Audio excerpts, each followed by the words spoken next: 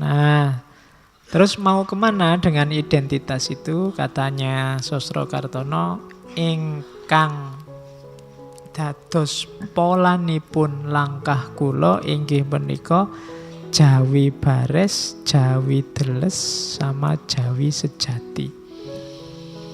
Jadi yang jadi orientasi perilaku yang saya ikuti, katanya Sosrokartono, yaitu yang pertama menjadi orang Jawa yang jujur, lugu apa adanya, tidak dibuat-buat. Mungkin ada di antara teman-teman satu dua yang dibuat-buat. Dibuat-buat itu dijawa-jawakan.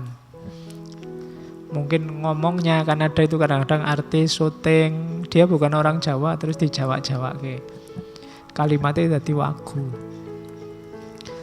Ya, atau temenmu yang tiba-tiba pakai belangkon. Ya, padahal penghayatan hidupnya bukan penghayatan hidup Jawa, gayanya juga tidak kayak Jawa, tapi ya terus kemana-mana pakai belangkon mungkin. Itu tidak apa adanya. Jadi jadilah Jawa yang bares. Jawa bares itu ya Jawa sesuai keinginanmu, sesuai kata hatimu, sesuai bunyimu. Kalau memang tidak cocok pakai kopiah, pakai belangkon, ya tidak apa-apa. Kalau dalam agama kan pakai kopiah itu tidak wajib juga. Tidak apa-apa. Asal jiwa Jawanya tidak hilang. Apa adanya saja. Oke, makanya saya tidak pakai kopiah. Kapan itu Pak Faiz kalau ngaji kok tidak pakai kopiah? Pusing aku kalau pakai kopiah. Kadang ya kuatel, kopiah itu kan setelah beli itu kan tidak pernah dicuci sampai nanti pensiun. Lah iya, kalau dicuci kan bubar tadi. Kadang-kadang itu. Terus cuma tak jawab, nanti kalau saya pakai kopiah aku mau anggap ustadz tenanan. Nanti mau anggap kiai tenanan, wong ini yo cuma acting jadi ustadz. Jadi ndak usah dianggap ustadz beneran.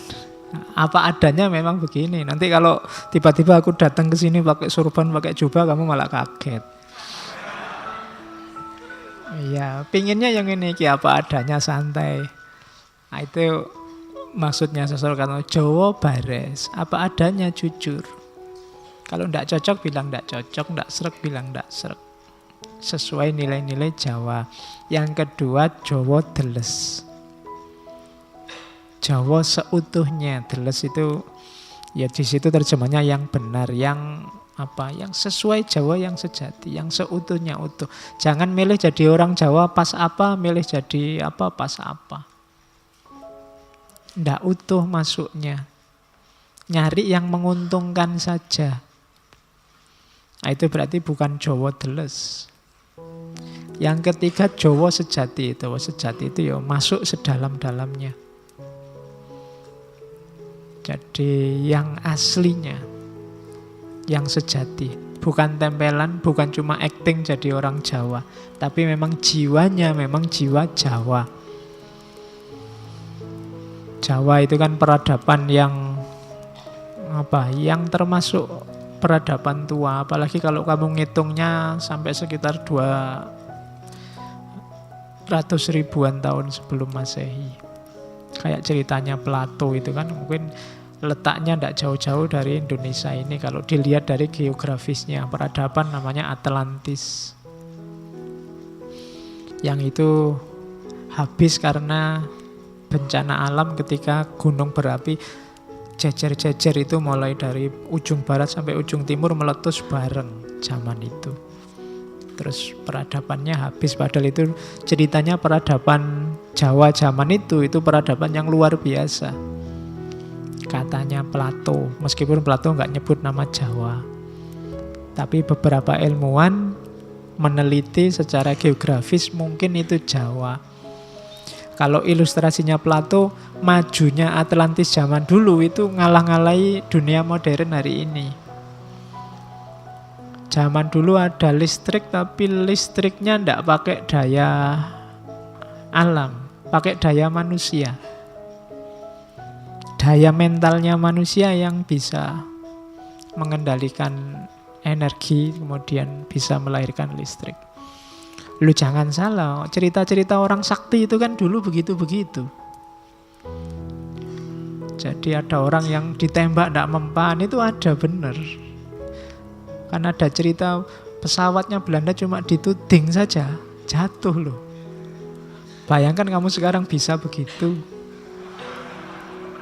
Iya, kamu bolak-balik nuting-nuting kamu mesti. Zaman dulu kesaktian-kesaktian itu ada. Jadi orang untuk menguasai alam itu tidak terlalu tergantung faktor eksternal, tapi daya dalam dirinya bisa dieksplor. Mungkin sangat banyak daya dalam diri kita yang tidak terpakai. Epistem kita mungkin agak salah, karena yang kita elaborasi habis-habisan itu cuma akal sama panca indera. Dunia-dunia, dimensi-dimensi di luar itu tidak tergarap. Padahal orang timur harusnya tidak concern ke sana. Orang timur itu concernnya ke bagian-bagian intuisi, naluri, nurani, imajinasi, dimensi-dimensi itu. Cuma ilmu kita sekarang kan jadi barat semua. Akhirnya ya fokusnya kalau ndak yang rasional ya yang ada bukti fisiknya. Sehingga kita banyak tergantung pada yang di luar diri kita. Zaman dulu kan kalian sukar membayangkan gimana ya bisa menaklukkan kemana-mana tapi jalan kaki. Naik kuda, bisa nguasain Nusantara, itu kan gak nyambung bayanganmu. Tapi orang dulu bisa. Itu kan berarti mereka punya power yang lebih untuk menaklukkan alam, mengelaborasi diri mereka sendiri. Kayak ceritanya silat-silat itu kan begitu. Ada orang bisa lari cepat, bisa kan gitu, jalan di atas air. Zaman dulu yang sakti-sakti tidak cuma wali, penjahat-penjahat juga bisa. Digdaya banyak. Karena ada yang ceritanya zaman saya kecil ada cerita ada maling yang kalau masuk ke rumah dia tidak butuh nyongkel jendela. Pokoknya ada cahaya dari dalam rumah, keluar rumah dia bisa masuk lewat cahaya itu. Masuk ke dalam rumah. Lu nggak nyampe pikiranmu kan? Seandainya kamu bisa gitu enak. Kalau pulang ke kos-kosan dikunci bapak kos, kamu tinggal masuk lewat cahaya. Lu zaman dulu begal-begal yang sakti-sakti itu bisa macam-macam, nggak usah nunggu wali. Bayanganmu yang bisa gitu-gitu kan wali. Tapi ceritanya enggak, banyak kisah-kisah kesaktian itu kan berarti sebenarnya kita sedang degradasi kemampuan kita untuk mengelaborasi daya-daya kemanusiaan itu. Di antara lain yang ada dalam peradaban Jawa ini. Sosrokartono itu kabarnya beliau kalau mengobati, melakukan praktek pengobatan itu berdiri. Jadi buka mulai pagi bisa sampai jam 1 malam, 2 malam beliau berdiri. Nggak duduk. Nanti mulai jam 1 sampai jam 4 harusnya istirahat. Istirahatnya main catur. Main caturnya juga sambil berdiri. Lo bayangkan besok bisa 24 jam berdiri itu. Orang-orang zaman dulu kalau sedang tafakur, muhasabah kan diam. Kalian mengilustrasikannya kayak orang tapa, kayak orang semedi itu kan. Semedi itu kalau kalian sudah masuk ke alam semedi itu mungkin waktu yang panjang rasanya sebentar. Ya kebalikannya yang latihan semedi. Yang baru latihan itu waktu sebentar kayak panjang, lo baru 10 menit, rasanya kayak setengah jam. Tapi kalau kalian sudah masuk ke situ, waktu yang sangat panjang itu rasanya bisa. Perasaan baru sebentar sudah sore, bisa begitu. Kalau kalian mau coba silakan, kan banyak sekarang teknik-teknik semedi. Nah, itu dunia batinnya Jawa. Pola perilaku, jadi orang Jawa yang bares, jadi orang Jawa yang deles, jadi orang Jawa yang sejati. Oke, terus ini masih panjang. Tugas hidup yang paling utama apa? Belajar, mengenali diri. Kenapa orang tadi bisa sedahsyat itu mengelaborasi dirinya, memahami alam? Ya belajar. Tansah anglampai dados muriting agesang. senantiasa menjalani hidup jadi muridnya kehidupan. Gurunya siapa? Kehidupan. Itu berarti orang yang aktif membaca.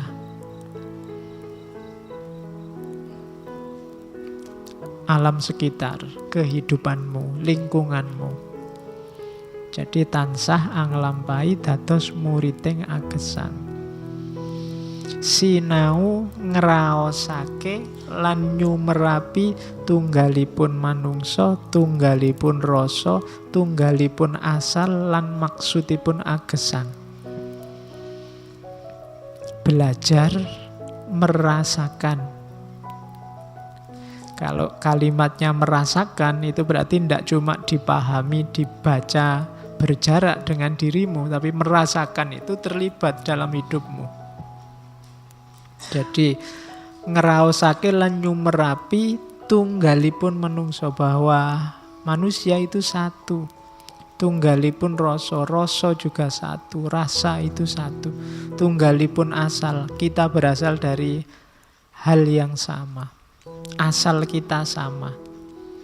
Lan maksudipun agesang. Dan tujuan hidup kita pada akhirnya sama. Innalillahi wa inna ilaihi roji'un. Jadi untuk bisa Jawa bares, Jawa teles, Jawa sejati, pertama-tama kita harus mau membaca, mau belajar. Bergurulah kepada alam semesta sekelilingmu. Pahami ketunggalanmu dengan alam semesta, ketunggalanmu dengan manusia yang lain. Murid gurune pribadi, guru murite pribadi, pamulangane sengsarane sesami, ganjarane ayu lan arume sesami. Yang jadi murid dirimu sendiri, yang jadi guru dirimu sendiri. Murid juga guru, guru juga murid. Pelajarannya apa? Penderitaan sesama.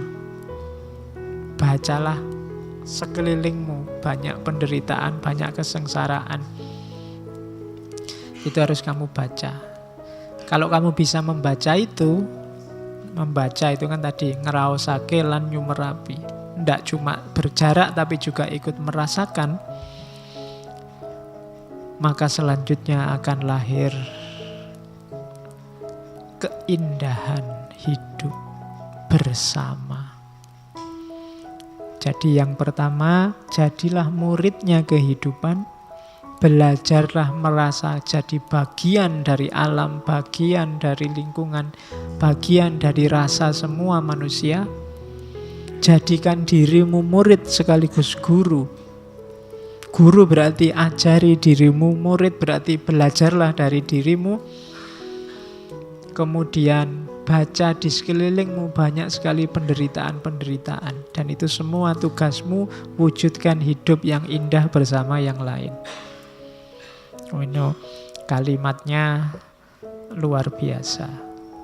Pengendalian diri dan pengenalan diri. Terus ceritanya masih panjang.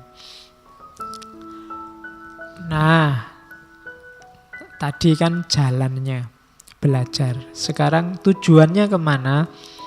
Ngawula dateng kawulaning Gusti lan memayu hayuning urip tanpa pamrih, tanpa ajrih, jejeg mantep mawi pasrah.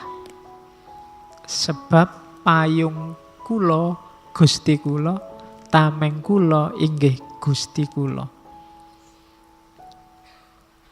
Apa sih tujuan hidup kita? Tujuan hidup kita, katanya Sosrokartono, tujuan hidupku itu mengabdi kepada hamba Tuhan. Nah, ini kamu kan selama ini hambanya hilang. Ini berarti apa? Ini tujuan hidup kita sebagai khalifah. Selama ini kalian bilang mengabdi itu kan selalu yang vertikal. Iya sih, kalau itu ibadah iya. Tapi ada yang lebih penting apa? Ngawula dateng kawulane Gusti. Abdikan hidupmu untuk sesama, untuk lingkunganmu, untuk alam semesta. Jadi ngawula dateng kawulane Gusti. Tujuannya apa? Memayu hayuning urip. Hidup ini indah, ayo dibuat lebih indah lagi, jangan malah dirusak. Yang banyak dilakukan orang hari ini, hidup ini indah tapi didegradasi oleh manusia. Kita tidak memayu hayuning bawono. Seandainya ada pembagian rapot, itu mungkin ya rapotnya banyak merahnya itu manusia. Tidak menjalankan tugas sesuai yang diperintahkan. Kita tidak memayu hayuning urip. Lakukan tadi ngawula dateng kawulaning Gusti lan memayu hayuning urip tanpa pamrih, tanpa takut. Tegakkan dirimu dan mantaplah. Setelah itu pasrahkan semua pada Allah. Pasrah jadi kuncinya. Kalau Allahnya hilang, susah kamu tanpa pamrih, susah kamu tidak takut, susah kamu mantap. Cara untuk bisa tanpa pamrih, tanpa takut dan mantap adalah bersandar pada Allah. Pokoknya andalkan hanya Allah saja. Sebab payung kulo Gusti kulo. Yang melindungi aku adalah Tuhanku. Yang jadi perisaiku adalah Tuhanku. Katanya Sosro Kartono. Kalau kamu bisa, kamu paham kalimat ini, cuma menghayatinya dalam hidup insya Allah belum. Ya kayak saya juga insya Allah juga belum. Kita belajar bareng-bareng. Jadi hiduplah untuk mengabdi demi alam semesta yang lebih indah. Buang semua pamrih, buang semua ketakutan. Mantapkan diri di situ, tidak usah terlalu panjang mikir, kuncinya cuma satu, pasrahkan pada Allah. Allah yang melindungimu, Allah yang menamengimu, Allah yang menuntunmu. Kalau kamu sudah nyampe di level ini, jiwamu mutmainnah. Tidak terburu-buru oleh apa-apa lagi. Wasipun inggih menika ngupadosi padang ing peteng, seneng ing sengsara, tunggaling 1000 yuta. Wasipun itu maksudnya hidup ini ayo kita cari terang dalam kegelapan, ayo kita cari kebahagiaan dalam kesengsaraan. Contohnya berjuta-juta. Tunggaling 1000 yuta. Jadi hidup ini memang selalu ada dua aspek, ada terang, ada gelap, ada senang, ada susah. Kalau kalian hidup hanya mau terang saja dan mau senang saja, kalian akan stres. Untuk bisa hidupmu sempurna, hidupmu utuh, kalian harus bisa menemukan terang dalam gelap, menemukan bahagia dalam sengsara. Ya kalau terangnya sendiri otomatis kalian bisa sudah menjalani. Bahagia kalian bisa menjalani. Biasanya orang tidak siap itu ketika gelap dan ketika sengsara. Tapi kalau kalian bisa menemukan terang dalam gelap dan menemukan kebahagiaan dalam kesengsaraan, hidupmu utuh bahagia.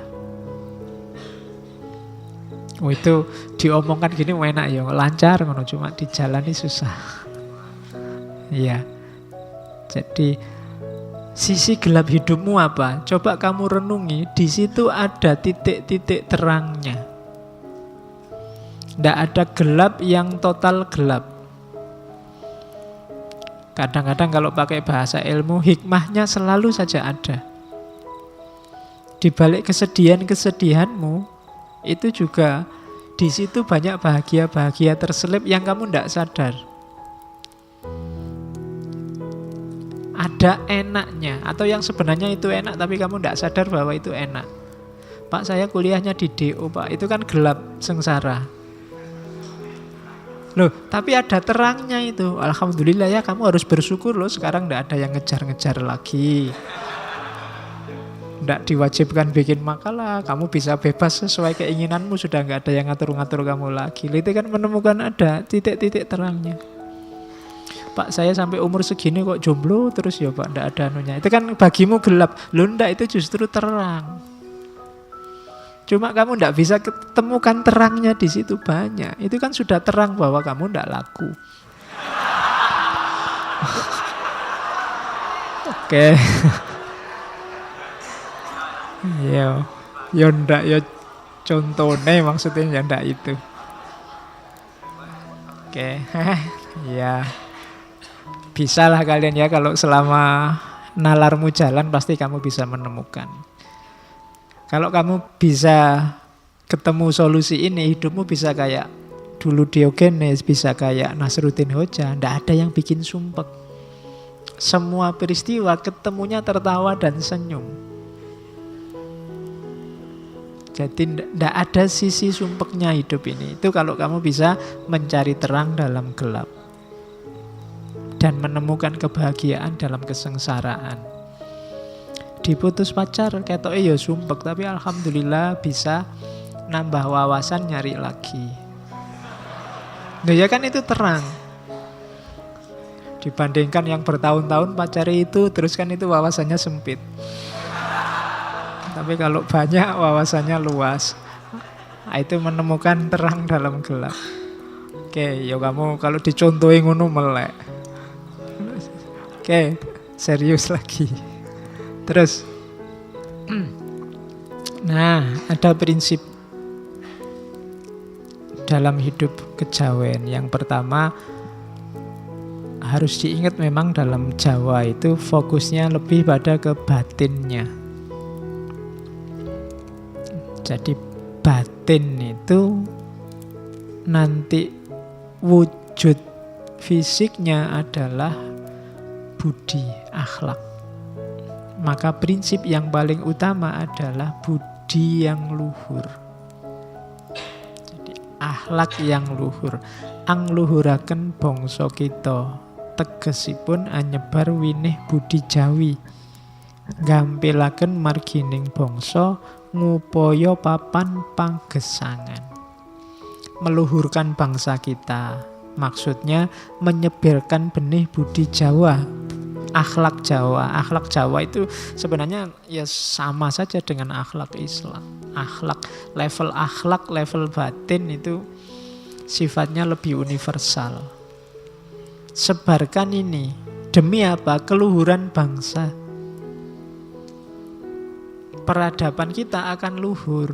Kalau kita akhlaknya luhur, budinya luhur, ya peradaban kita, bangsa kita akan unggul.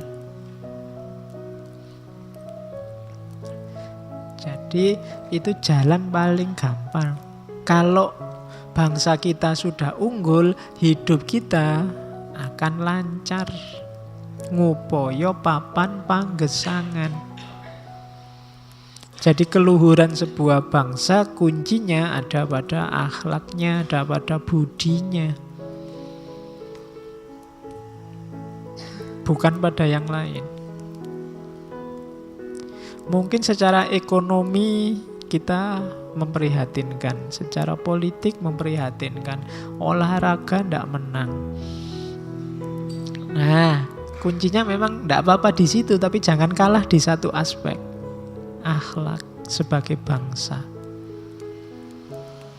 Kalau akhlaknya sudah rusak, akhlaknya sudah jelek, olahraga menang, itu mungkin rasanya jadi hambar. Kayak kamu bal-balan terus ada tawuran. Tawuran itu kan cermin akhlak. Sampai ada yang tewas, itu kan menangnya sepak bola tidak ada nilainya sudah. Juara umum kok curang, itu juga tidak ada nilainya.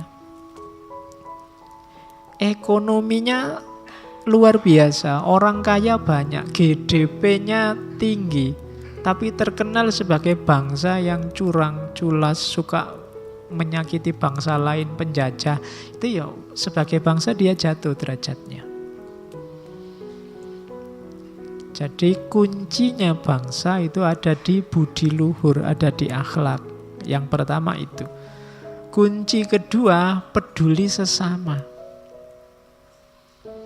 Semakin egois manusia di satu bangsa, semakin susah dia untuk maju. Jadi rasa peduli itu harus ada.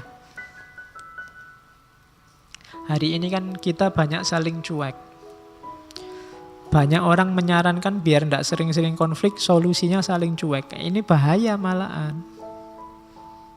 Gitu loh. Solusinya bukan saling cuek, tapi saling memahami, saling mengerti. Kalau itu yang saya bawa itu contoh bagaimana beliau Sosrokartono ini, kalau mau dia bisa jadi orang kaya, mungkin karirnya bisa cemerlang, cuma dia milih mengabdikan dirinya di dunia pengobatan alternatif. Kenapa? Dia tidak kuat melihat bangsanya banyak yang menderita. Ageng alit sami sambat lantangisipun dateng ulun memelas angrentahaken luh lan manah, dan seterusnya. Bisa kalian baca. Tua muda mengadu dan menangis padaku, memelas, membuat air mataku menetes pilu. Berat, sangat berat, dijadikan tempat mengadu orang banyak. Lebih berat lagi kalau keluhan mereka saya masukkan rasa dan batin. Keluar lagi air mata di hatiku, teringat umat manusia yang sedang menanggung susah dan derita. Rasanya saya tidak mampu makan, tidak mampu minum. Teringat orang yang sakit, orang kelaparan begitu banyaknya. Hilang, sirna perasaan susah yang kurasakan, memandang kesusahan orang lain. Lebur susah dan sakit diri pribadiku dalam samudra sakit dan susahnya umat manusia. Jadi ini jiwanya selalu mengeluarkan air mata melihat penderitaan orang lain. Itu yang membuat beliau sudahlah meninggalkan gemerlap dunia politik, gemerlap dunia kekayaan, kemudian menapak ke jalan spiritual, dunia pengobatan. Beliau ini dikenal kalau ngobati medianya cuma air. Hanya pakai air. Karena memang sejak awal punya kekuatan khusus tadi. Oke, sekarang intinya. Kalimat ini pasti sering kalian dengar. Kapan-kapan kalau ada yang mau ziarah ke makamnya Sosrokartono di Kudus, silahkan, makamnya ada di Kudus. Di sana juga ada yang suka baca-baca, di dekat makamnya itu ada semacam perpustakaan, tapi banyak juga buku-buku tentang beliau yang dijual. Jadi teman-teman yang ingin koleksi bukunya boleh ke sana. Ada banyak kalimat di seputar makamnya. Kalau yang 4 ini kelihatannya ada di sisi kiri. Kalau sini kiri ya, kirinya nisan. Jadi kan itu ada cungkupnya, itu nanti di bagian kiri ada tulisan ini. Sugih tampo bondo, digdoyo tampo aji, ngeluruk tampo bolo, menang tampo ngasoraken. Jadi ini insya Allah sering kalian dengar kalimat ini dari Sosrokartono sebenarnya. Sugih tampo bondo kalian sudah paham. Jadi kekayaan, kaya tapi tanpa ada harta yang berlimpah.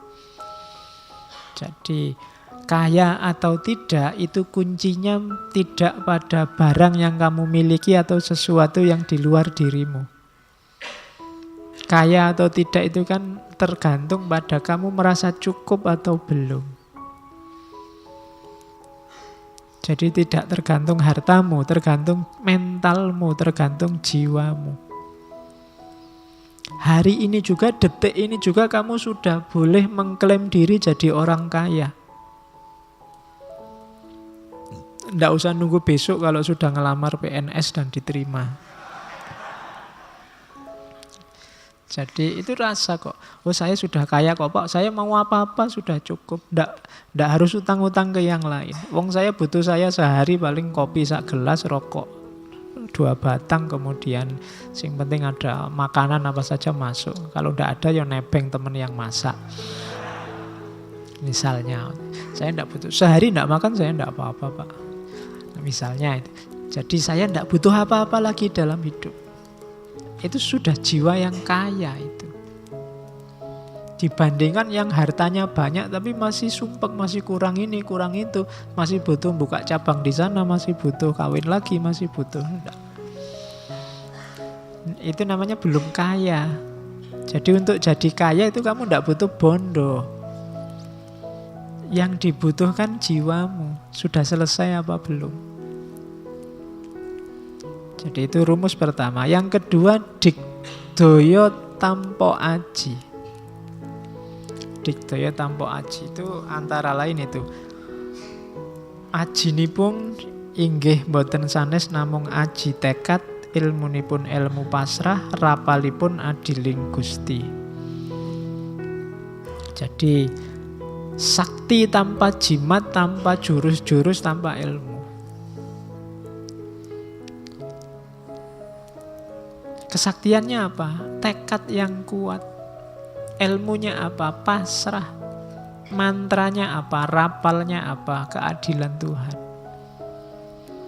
Tanpa harus punya jabatan, tanpa harus punya kuasa, tanpa harus punya relasi.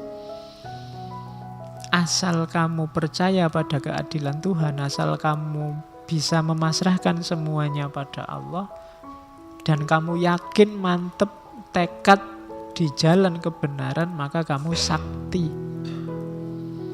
Itu digdaya tanpa aji. Tanpa harus kamu belajar di perguruan silat, tanpa harus kamu ikut nyepi, tirakatan, macam-macam. Asal kamu punya 3 jurus itu, tekad, pasrah, dan percaya akan keadilan Tuhan, maka kamu orang yang digdaya. Kamu orang yang sakti. Kamu akan bisa menghadapi apa saja, meskipun tanpa aji. Terus yang ketiga, ngeluruk tanpa bolo, menyerbu orang, menyerbu musuh tanpa pasukan. Taklukkan musuhmu, serbu dia, tapi tidak usah bawa pasukan. Yang dibawa apa? Angluruk tanpa bolo, tanpa gaman, bedah tanpa perang, tanpa pedang. Ingkang kula dalaken dede tekad pamrih nanging tekad asih. Dengan apa? Dengan cinta, kasih sayang, kepedulian. Guyur orang dengan kepedulian, dengan cinta, dengan kasih sayang. Lama-lama dia akan takluk. Itu nyambung dengan kalimat keempat, menang tanpa ngasoraken. Kamu akan menang tapi musuhmu tidak merasa terhina. Kenapa? Kamu menyerangnya tidak dengan bolo, tidak dengan pasukan, tidak dengan relasi, tidak dengan kekerasan, tidak dengan jalur yang jelek. Kamu serang dia dengan yang baik-baik. Kamu serang dengan cinta, kamu serang dengan kasih sayang, kamu serang dengan kepedulian, kamu serang dengan kebersamaan, dengan rasa. Maka dia akan takluk, kalah, tapi tidak merasa terhina. Menang tanpa ngasoraken. Kalau ada temanmu usil terus ke kamu, balaslah dengan yang baik-baik. Lama-lama dia akan kalah, nyerah, tapi tidak merasa terhina. Tapi kalau kamu balasnya dengan kekerasan yang sama, keusilan yang sama, ya siapa yang kalah akan merasa terhina, direndahkan. Dalam hidup begitu. Pemilu hari ini perlu pakai rumus ini. Kalau perlu ngeluruk tanpa bolo, tidak perlu pasukan kampanye yang besar-besar. Gerakan kampanyenya kemana-mana pakai jurus kepedulian, cinta, kasih sayang, saling berbagi. Sehingga nanti siapapun yang kalah tidak akan terhina. Itu perlu kalian pelajari lebih dalam lagi. Kalau ini ada di makam bagian kanan kelihatannya. Sisi makam yang kanan. Jadi terima mawi pasrah, suwung pamrih tebih ajrih, langgeng tan ono susah, tan ono seneng, anteng manteng sugeng jeneng. Terima mawi pasrah itu ikhlas dan menerima apapun yang terjadi. Kalau pakai kalimatnya Susro Kartono, ikhlas marang opo sing wis kelakon, terima opo kang dilakoni, pasrah marang opo kang bakal ono. Ikhlas pada apa yang sudah terjadi. Yang sudah terjadi ya sudahlah, tidak apa-apa. Terima opo kang dilakoni, menerima apapun yang sekarang sedang terjadi. Dan pasrah terhadap apapun yang nanti akan terjadi. Yang sudah terjadi ikhlaskanlah, yang sedang terjadi terimalah, dan yang akan terjadi pasrahkanlah. Itu kuncinya hidup. Terima mawi pasrah. Untuk kesana kita butuh suwung pamrih tebih ajrih. Dua hal yang harus kita perhatikan, hati-hati, tidak boleh ada pamrih, tidak boleh ada ajrih. Ajrih itu ketakutan-ketakutan. Kenapa ada orang korupsi? Karena dia takut miskin, takut tidak bisa mungkin ngasih nafkah keluarganya sesuai yang diinginkan, takut. Ada ketakutan-ketakutan. Kenapa mahasiswa sampai ujian nyontek? Takut tidak lulus. Takut IP-nya jelek, takut DO, takut. Ketika orang takut, dia tidak akan bisa ikhlas, tidak akan bisa pasrah. Masih ada banyak ketakutan. Apalagi ada banyak pamrih.